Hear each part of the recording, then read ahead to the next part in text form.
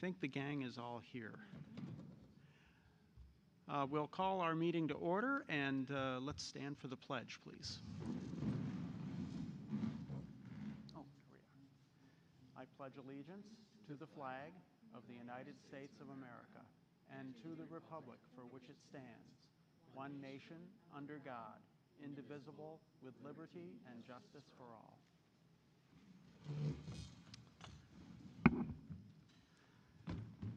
Well, good evening, one and all, and welcome to our September Board of Education meeting. We'll start, as we always do, with comments from the public and press. If there is anyone here who would like to have a moment with the board, we would entertain that now.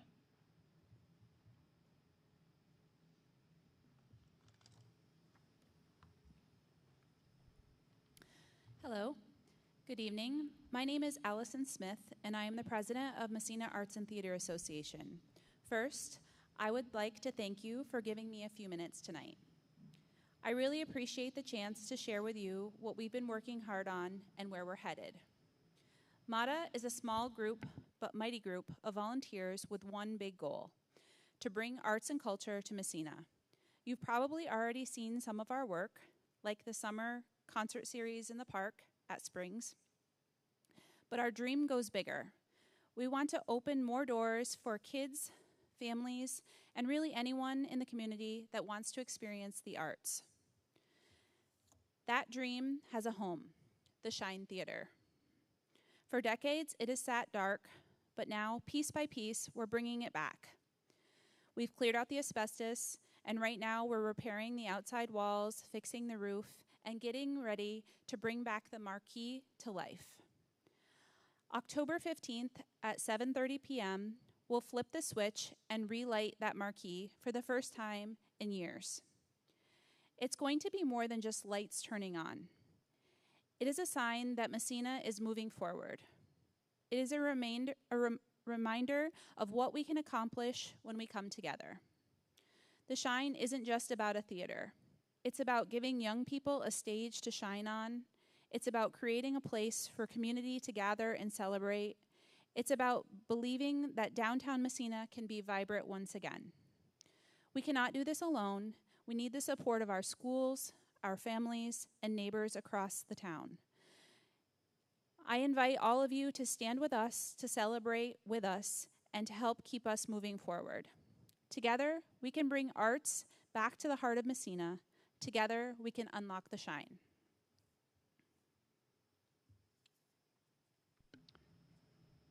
Thank you very much for those comments. Is there anyone else who would like to have a moment with the board?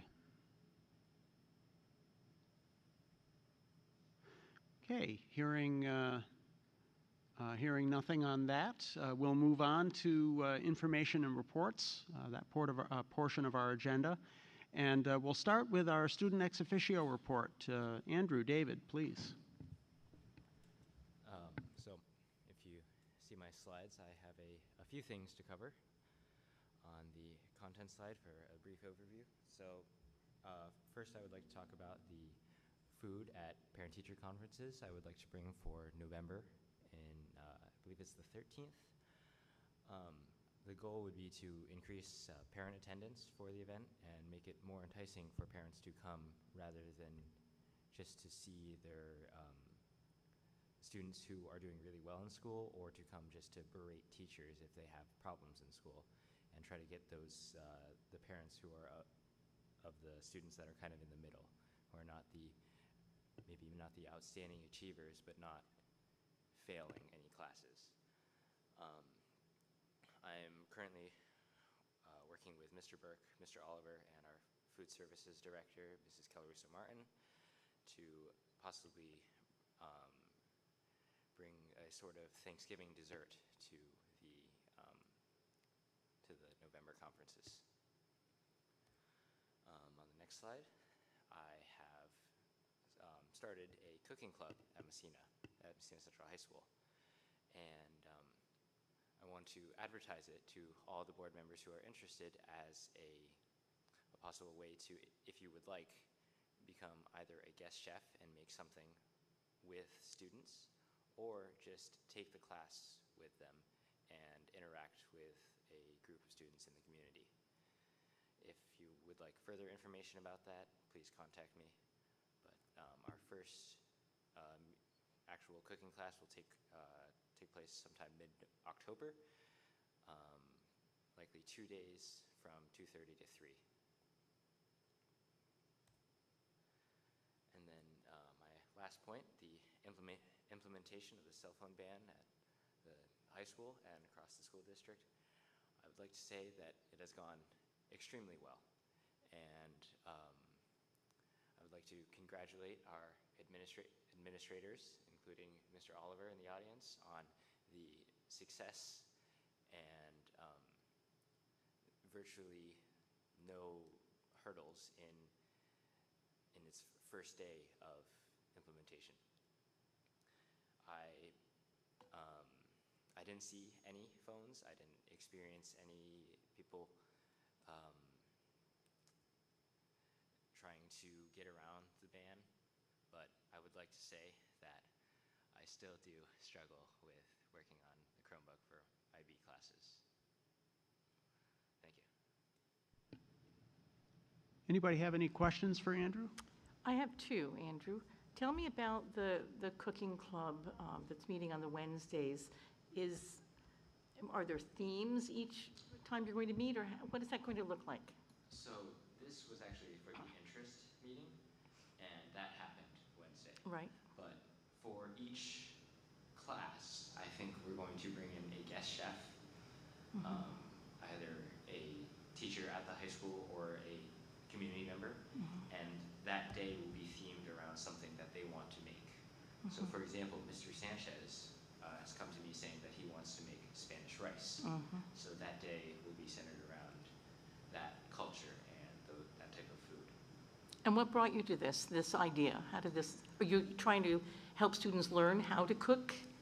Well, basic skills? Yes. So for me, myself, I like to consider myself a cook and a baker.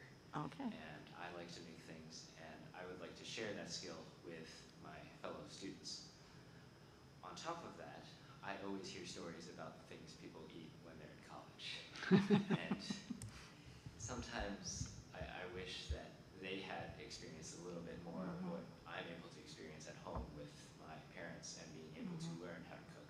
Okay. Definitely an important skill, so thank you for doing that. My second question is about your need for something other than a Chromebook in your IB classes. Are there specific IB classes that you're speaking of? Is this something, Mr. Burke, that whatever device you're talking about could be purchased just for students in that class and to be left in the building? So one of the things that Mr. Oliver is working on is, because it goes beyond just IB class, it goes really to other classes as well. So what we're looking at is maybe a different option as opposed to just simply giving certain students certain classes but maybe we'd have a rolling cart of laptops. Again, it's very much in the infancy stage. I think Mr. Oliver is still working on that, trying to gather the information of what's necessary. Again, not just for IB classes, but really equitably across the board for any student in any program. I know that teachers like Mrs. Normile have worked really hard over the time to try to show IB students as just one of the rest of us. So doing the cart might be might help work towards that rather than put us further toward a status of sorts, or or show the school as maybe favoring the IB students, which I'd like to try to avoid. I think you've presented it as a real need, an honest, true need, so I think you're being heard. Yep. Thank you. Do you think that that's only, as Joyce pointed out, did you poll other students, or is that only your opinion on that? Is there what I'm getting at, is there some other class that maybe would have the same need?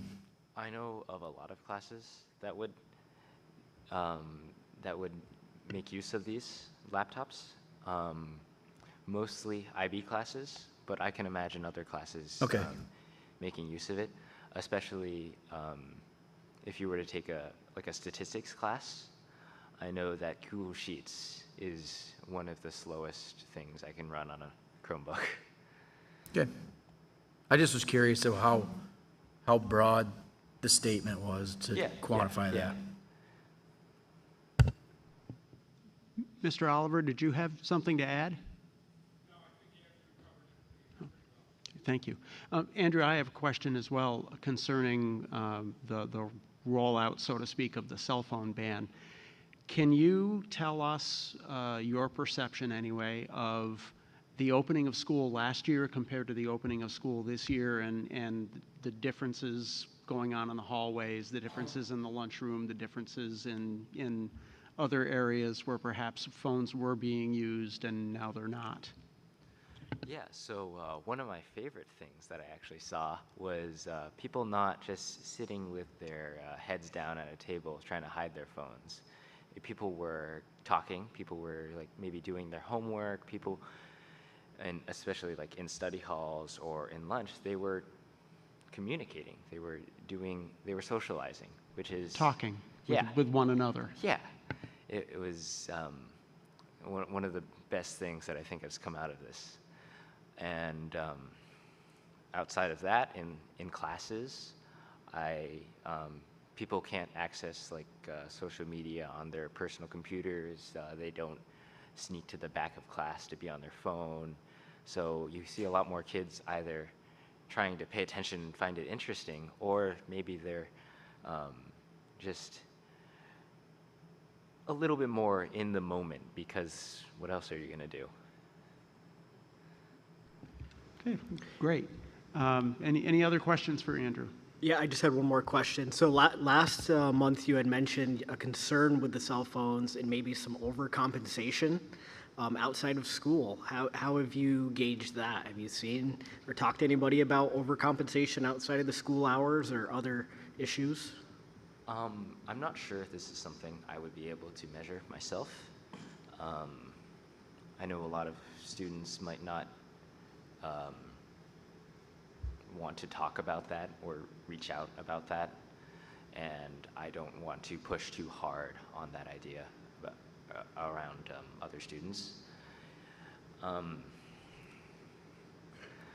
mean, with everything, I like the saying, every correction is an overcorrection, so there will always be downsides to everything, but I think the implementation of just the cell phone ban as it is has been great.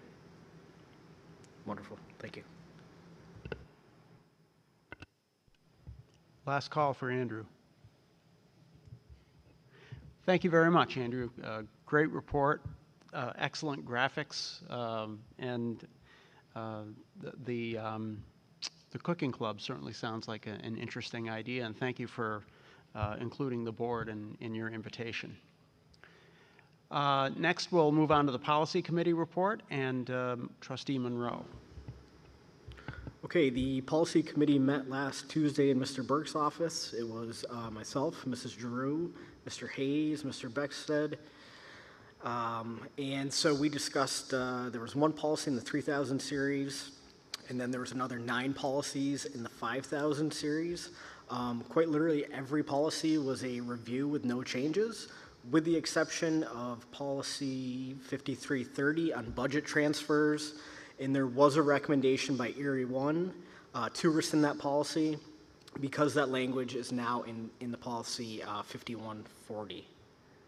So with that said, if anybody has any questions, I would like to turn it over to Mr. Burke to discuss, to give us the update on the board goal for policy review with Ferrara. So in speaking with our school attorney, Johns, her recommendation is that the policy committee should begin by having her firm review all of the required policies, and that's around 64, 65 policies. And what they would do is go through each one of those to make sure that they do match what is required by statute. And once that is complete, then we would then provide them the remaining policies. And it wouldn't necessarily all have to be done in 1 year. It could be a multi-year. And then they would look at the ones that are optional determine whether or not it is something that they would recommend that we keep, and if we do keep it, any types of changes to that language. So even as we go down if we go down this road with Ferrara to do the review, they are not recommending that we get rid of all of the non-required ones. In fact, they encourage us to keep some, keep many perhaps. But again, just let's make sure that it is it's meeting law, that we're not violating any type of statute, and that it is also something that the district wants to keep, and that it's something that we're able to adhere to. So we have to just keep remembering that our policy does become the law of the school district. So I think it's going to be a good process to go through. We'll see just exactly how fast and how far they can get in 1 year, and how much we can afford in 1 year as well. It's on an hourly basis. It's not a flat fee. So again, we'll be utilizing those fees that were approved back at the July reorg meeting. So we really don't have a sense yet of the price tag for, say, this year. No, and some of the policies, we know some of the policies are 1 or 2 paragraphs on a single page. Others of those required policies are multi-page. But again, this is what they do. They know the policies inside and out. I don't envision even some of those longer policies taking that great amount of a time. And what we could certainly do is we can set a dollar limit. You know, once you get to X number of dollars, we'll have to revisit whether we want to continue this year or we budget that for next year. But I do think it's important. What this does is it will give a future board, future administration, really a very nice, I think, clean slate of these are policies that have been vetted by the people who would have to represent us in a lawsuit. What is the cost of the Erie One service? Let me get that for you, Kevin. It's one of those ones that falls on the BOCES COSER list each year, so I'd have to get that cost, and keeping in mind that that's also an aidable cost. But I will get that for you. Yep, okay. Any other questions for Zach or for Ron? Okay, next is just a quick few words on the Area 6 dinner. Trustee LeBlanc attended this, but he was not able to be here this evening, so he asked me to do a quick report in his stead. The Area 6 dinner, which is essentially a gathering of the 3 BOCES, and he called it the rooftop BOCES, which I thought was an apt term. He reported that the networking and the meal were both excellent. He sat at the St. Lawrence Lewis BOCES table with Roger Bennett and Mr. Safe and one of the other BOCES board members. The program consisted of presentations by Jesse Collier, the information specialist from the Plattsburgh area BOCES, talking about misinformation and disinformation and the difference between the two. They also heard from Regent Roger Catania. He spoke mostly about the Portrait of a Graduate initiative and talked about next steps. There is more information that Robert wrote up for to report on tonight. If you're interested in it, it is linked to his report is linked to the agenda, and you can have a look at that at your leisure. Under my report, we do have a contract proposal with Mr. Burke that would run between 2026 and 2029. And the contract in detail is linked on your agenda, and we will be we have a resolution toward the end of our meeting on that this evening. We have a special meeting scheduled for 5:30 p.m., that is, on September 30th to review the NYSBA annual meeting resolutions and discuss whether I, as the delegate for our board, should vote in support or against those resolutions. There are 34 resolutions to be considered at the annual meeting. Not all of them are going to require us to chat about them for a long time, but there are a few that could generate some differing opinions, and I'd like to be as democratic as we can in terms of how my votes as the delegate are cast. I'd like your opinions on how I should vote in some cases. The resolutions that do pass, just so you know, they become part of NYSBA's advocacy and lobbying efforts on behalf of all New York State school boards for the next 5 years. Next, under the heading of upcoming events, is the annual dinner with Regent Catania that's held here in our area.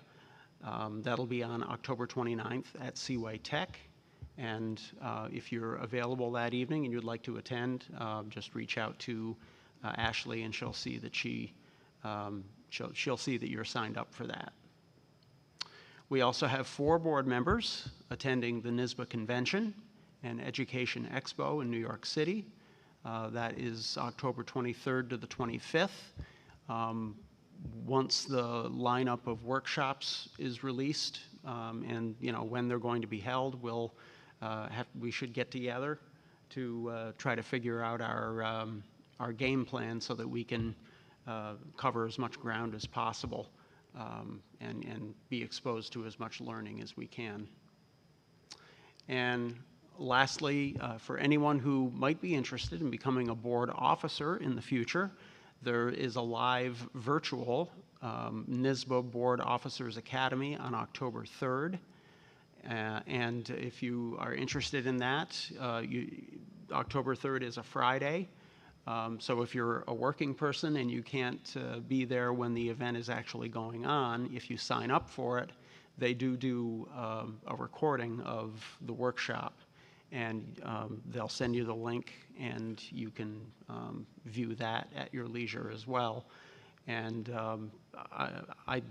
I think the Board Officers Academy is a good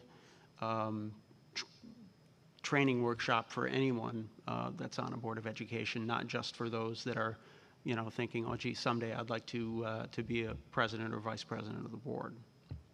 So consider doing that if you would.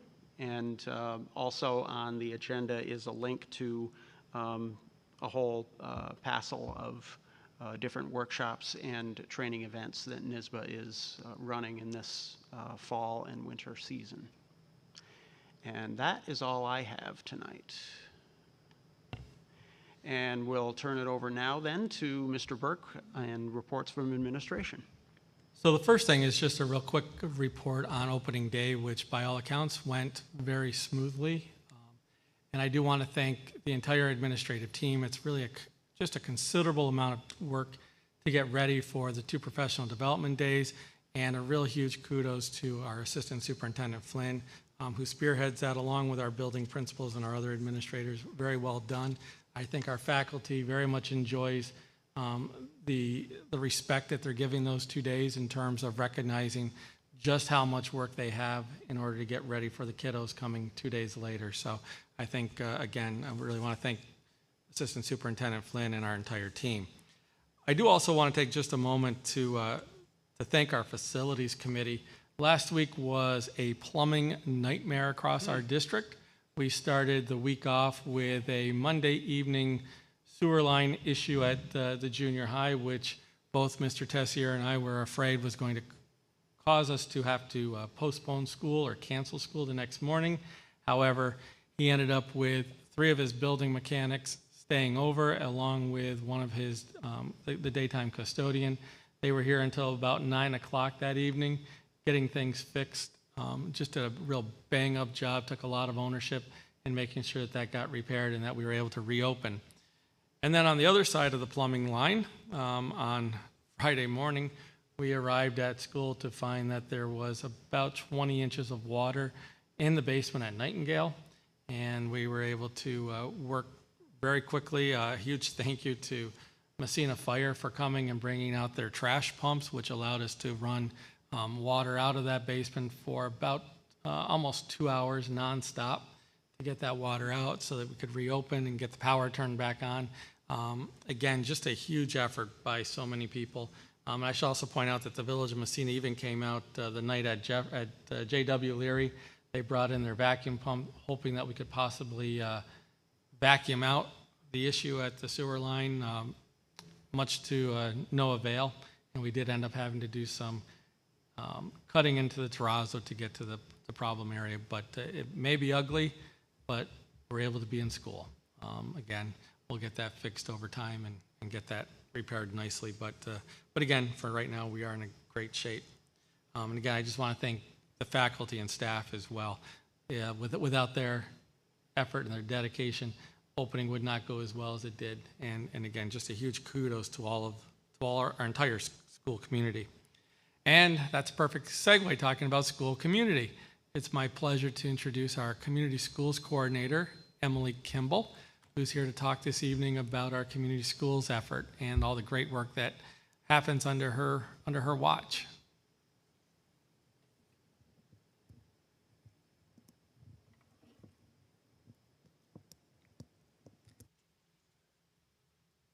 There we go. Hi, I'm Emily Kimball. Thank you so much for having me this evening. This is going into my third year of being the community schools coordinator here at Massena Central, and this is what we've been up to. So here is the official definition of what a community school is. However, I don't think in actual definition in word form. So I like to think in pictures.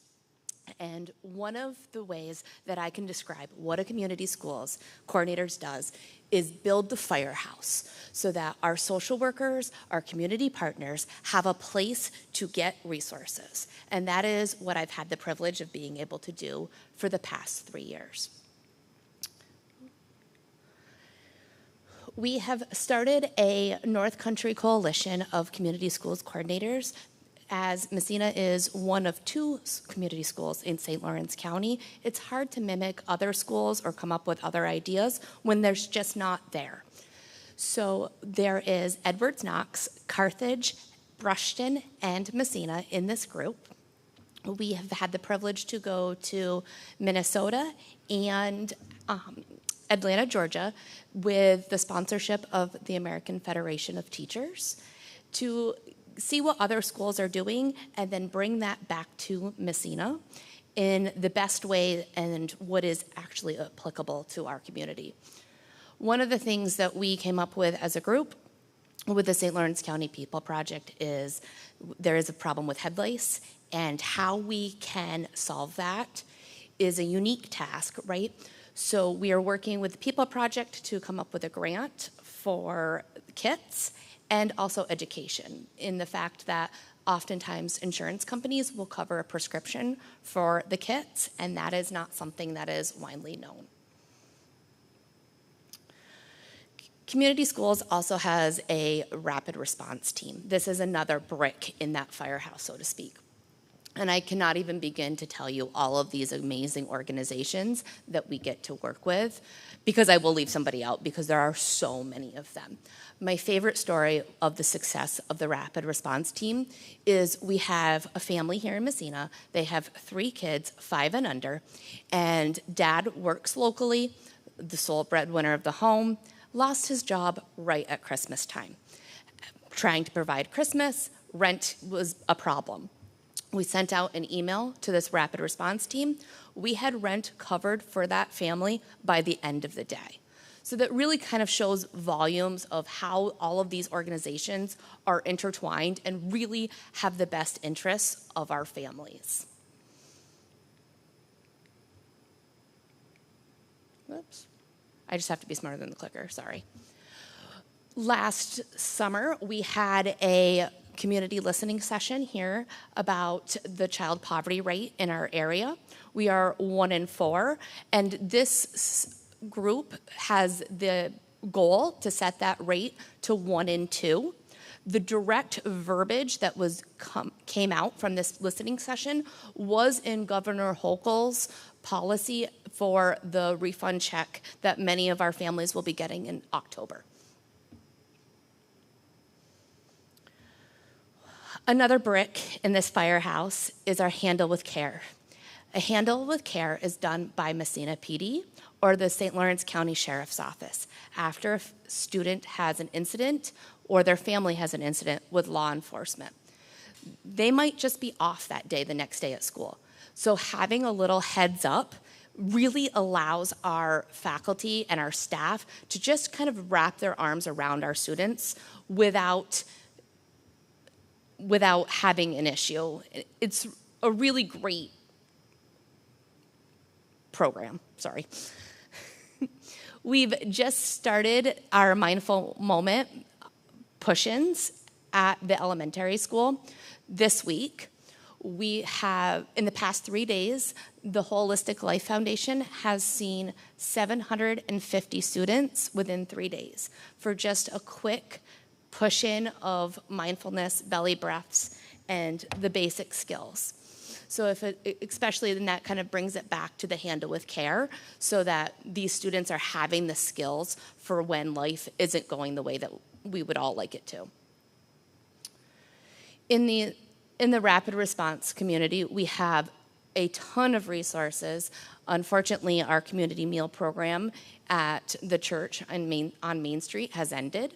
With that, the Salvation Army has stepped up to have meals on Mondays, Wednesdays, and going to be starting on Fridays. St. Peter's has food distribution, and the church on Dover Street has a free clothing quite frequently. One of those ideas that we brought back from Atlanta was how we can have student resource centers, because we've started grabbing all of these bricks to build this firehouse. Now we need a spot for them. And I approached Mr. Oliver about creating a student resource center, and he went along. So here in the high school, I share an office suite with Athena Curley, the high school social worker. In this office suite, we have a empty office where we have Rochester Regional, we have Chemical Dependency, and we have MIT that come in and work with our students that are already enrolled in their programming. So our students don't have to leave school to go seek the care that our community is helping providing them. In this time, we have snacks, we have hygiene products, and bringing back just the kitchen table and solving problems and working around that kitchen table.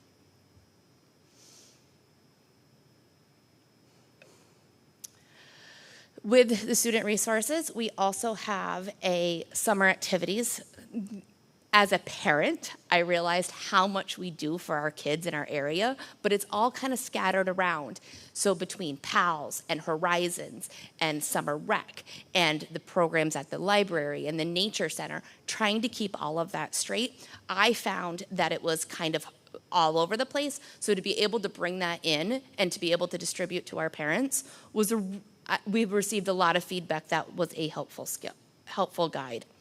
There's also a holiday help guide that allows families to know what holiday programs they would be accessible, or that are accessible, and where to locate them, and basically a person to be able to walk them through that.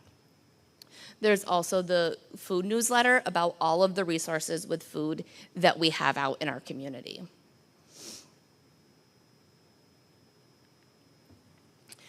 Also here at the high school, we have the Corner Boutique. This is all donated clothing items that are open for our students to be able to take at any time.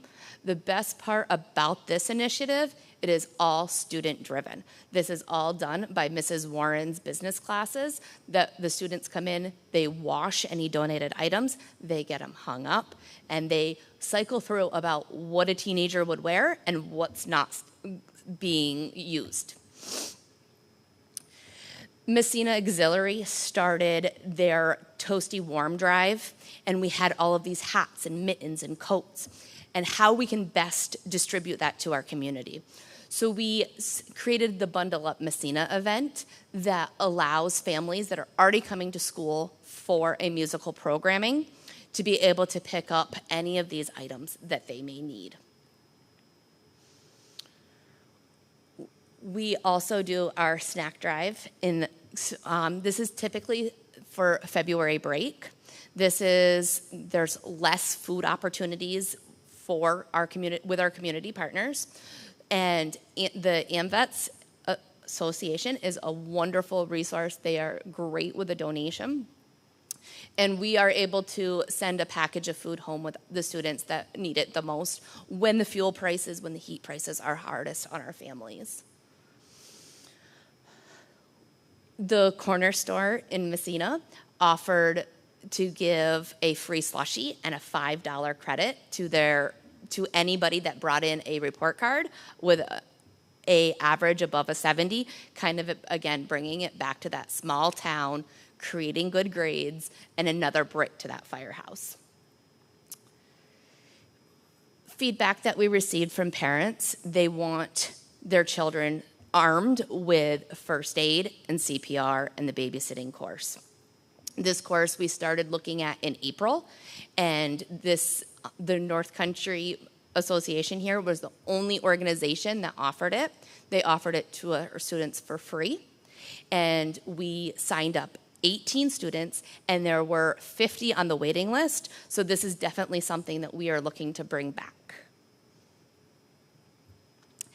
And how can you say community schools without Ready for School?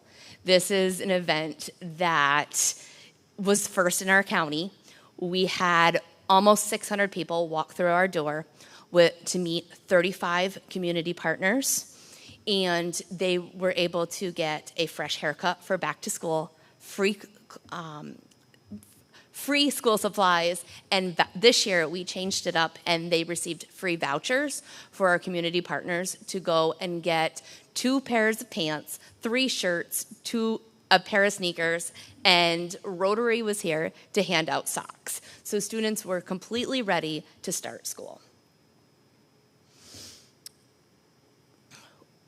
In May, community schools helped support the social workers, and we reached out to Stewart's to get the gift certificates for the single scooped ice cream cones for coloring contest and the Chalk the Walk.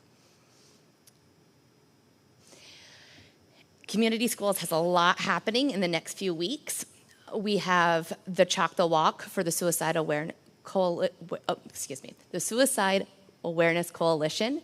We also have a color walk on Saturday, and then Horizons, we are helping with their trunk or treat at the end of the month. And thank you so much for giving me some of your time today to talk about what amazing work we can do for our families.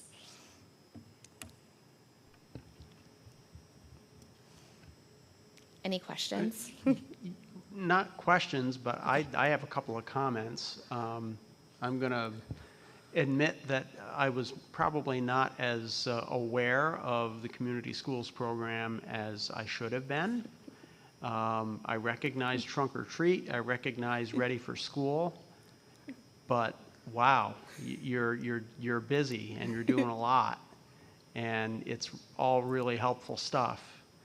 And the other comment that I just want to make is I really applaud you for getting together with other community schools coordinators in the North Country and, you know, going off and doing professional learning and bringing it back here. It's only going to help us. Yes, thank you. So, can I ask, you were talking and I didn't want to interrupt.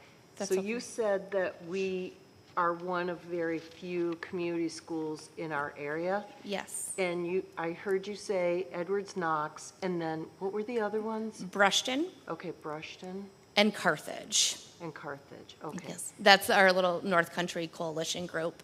Yeah. That has gained traction by the American Federation of Teachers in really being able to see what we're doing up here. So does the AFT fund any of the things that cost money? So AFT funds the People Project. They pay the director her salary to be able to do that. Okay. And then they also pay for my travel to get out to Minnesota or for their intensive workshop. That's a big help. And one of the things that is super great is like it's being able to know somebody in essence. So there is a attendance workshop in Wayne County, and we're not there, so we were put on the wait list, but I was on a Zoom call with some of the people from the American Federation of Teachers, and they're like, oh, you want to go, Emily? We'll get you there. That's great. Thanks.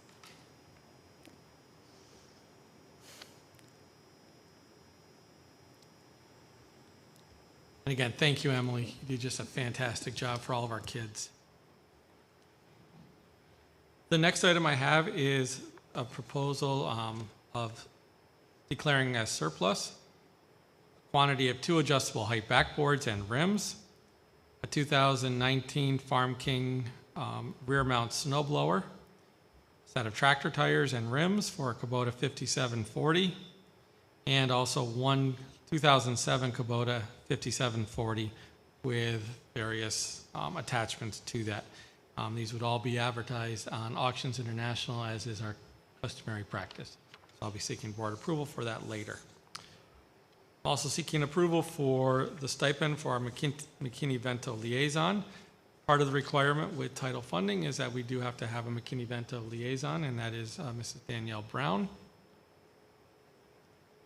We also have a donation of $300 to the Jefferson Elementary School from the Massena Basketball Association.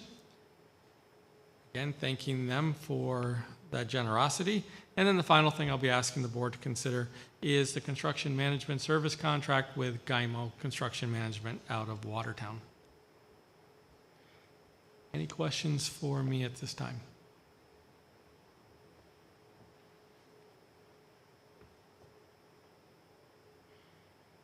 Okay, thank you. Thank you very much, Mr. Burke, and Ms. Kimball. Thank you as well again.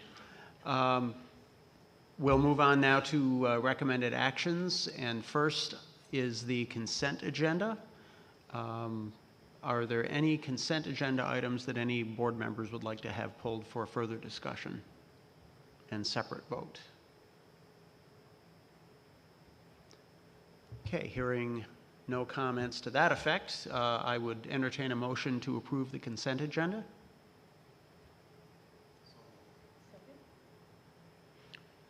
We have a motion and a second. Any questions or comments? All in favor? Any opposed? That carries. And moving on to separate items for action. First is the superintendent appointment resolution. So moved. I have a motion and a second. All in favor? Sorry, any questions or comments? All in favor? Any opposed? That carries. Next is approval of the disposal of surplus items. So moved. Second. Questions or comments? All in favor? Any opposed? That carries. Next is the approval of the McKinney-Vento liaison stipend. So moved. Questions, comments? All in favor? Any opposed? That carries. Resolution to approve the construction management services contract. So moved. Questions or comments? All in favor? Any opposed? Any abstentions? All right. Next, we'll turn it over to Mr. Burke for approval of personnel action items. Mr. Haggett, I recommend the approval of personnel action items listed as numbers 1 through 105. Do I have a motion to that effect? Second. Any questions or comments? All in favor? Any opposed? Okay. That takes care of our items for action. We'll move on now to new business and would entertain items for future agendas.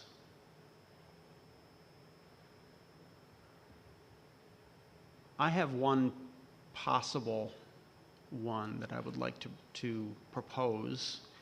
The Regents' dinner is October 29th. We have our Board of Education meeting in October on the 16th, regularly scheduled. I know when I've gone to the Regents' dinner in the past, there have occasionally been other boards that actually have their meeting off-site at the BOCES. I wonder if this group would entertain that idea.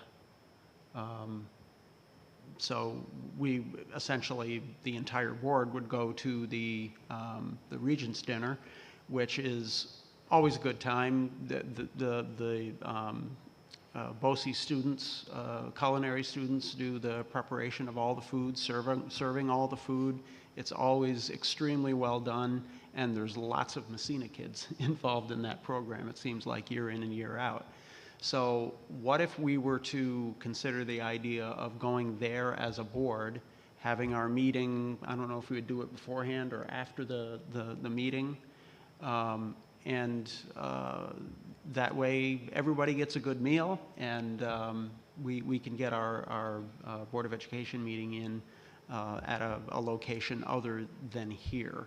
I guess that would more or less preclude the YouTube thing, but And what just- about our ex officio? absolutely. He could be, if you're available and can come, you'd certainly be welcome to do that. Yeah, so what day was that? That would be October 29th. That's a Wednesday.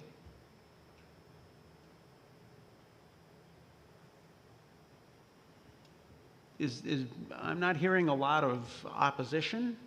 Is that something we could consider doing? Could we maybe do a poll of the board? I mean, we can always go back to the regular October 16th meeting time if that's more convenient for everyone. But I thought it would be an idea to propose to do the meeting at BOCES. I'm wondering about the timing for folks who work. If we were to do it before, what time is the dinner? Like at 6:30? 5:30. 5:30. Oh, well, see, that's not going to work for before, and it went pretty late last year, as I remember.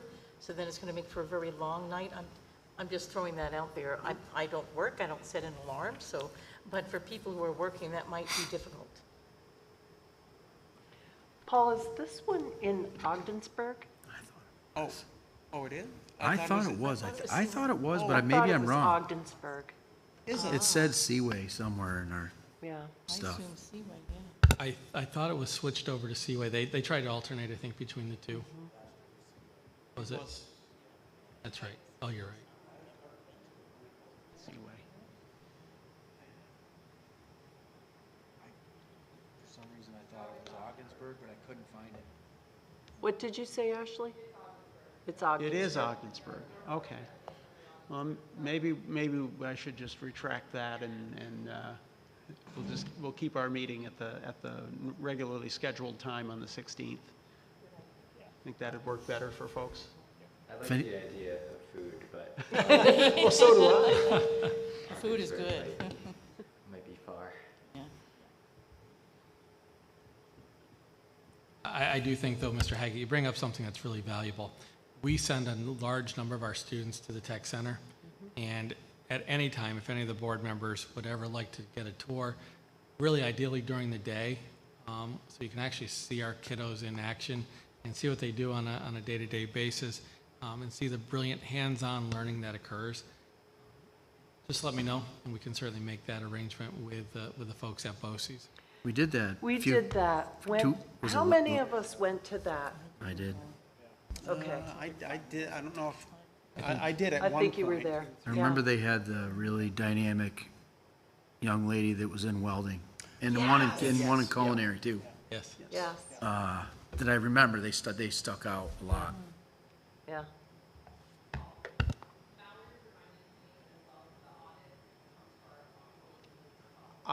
Yes. The audit is what? The audit is presented at our October meeting. Oh, Yep. So that was a failed proposal from word one. well, you know, it might be something to think about next year. There's somewhat of an obligation for a board to see the facilities that the students go to. So yes. I think we should try to figure out some way to incorporate that, whether it's only the facilities committee or if it's some, whether it's a whole board or that the same venue they had last time that they offered up for us. I don't know. I don't know what really works, but we do. I mean, I see it all the time, take care of it, but not everyone else does. So, Yeah, come to Cooking Club. There you are, yes, yes. Is that something we could weave into our new board member handbook, like as addition to that, like as part of an orientation or something? What's that? Just a visit to any of the BOCES programs? Well, as Kevin pointed out, I do think it would be a good practice for us to, hopefully every year, at least send a subset of the board to see what goes on at our tech center. Kevin, what time of year was it? It was closer to the exam part, right? Because I remember they were getting ready for their exams. The So they had Noctis. pretty much finished out their year, and what they did was they selected, for the tour, they selected a student to lead the tour instead of the teacher. And that was, like, they were really impressive. Their Yes. presentations were excellent. The one where they were preparing them for teaching. I remember those two girls, they were fantastic, you know? And then they had, education, and human services. yes, it was really worthwhile, especially, like, not all of us went to BOCES, some of us may have, so you might have some kind of experience, but it was really well done. I really appreciated it. We can find out what the time frame was. We did it last year, I would think, and maybe, I don't know, talk to Ron, maybe Ron. set Yeah, something the up. last time that we went, it was in the spring of the year because, as I recall, criminal justice was working on their forensics with the splatter. That's right, yeah. That's kind of a culminating experience as they get ready to go out. That was blood splatter, just to clear. Yes. Yes. Okay. For those that hunt, it might have been better in the fall. So does anyone have any workable suggestions as far as items for future agendas?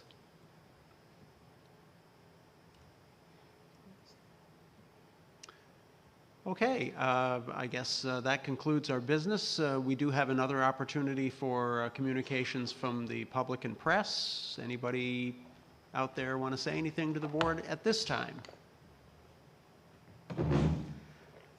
Hearing no one clamoring for the microphone, I would entertain a motion for adjournment. So moved.